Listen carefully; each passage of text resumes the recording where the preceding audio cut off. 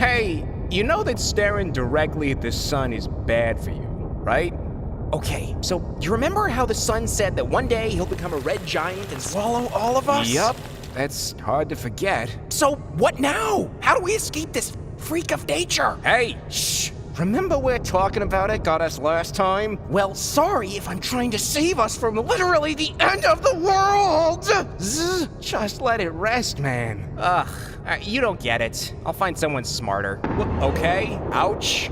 Hey, Jupiter! I need your help! Sure, buddy. What can I do for you? I think we should find a better star and spin around that. Okay, Earth, I love you. I'll hear you out. But that's incredibly dumb. Why? I mean, our sun sucks. He has intense mood swings, he throws around flares for no reason, he constantly threatens to destroy us all. I get it, but he really is the best we've got. Other stars will also become red dwarfs one day, or go supernova. And don't get me started on supernovas. Well, yeah, but our sun can't be the best option, right? Okay, hypothetically, if we were to find a new star, the closest one is 4.35 light years away. We'd all freeze up on that trip, especially you. Plus, where'd we get the momentum?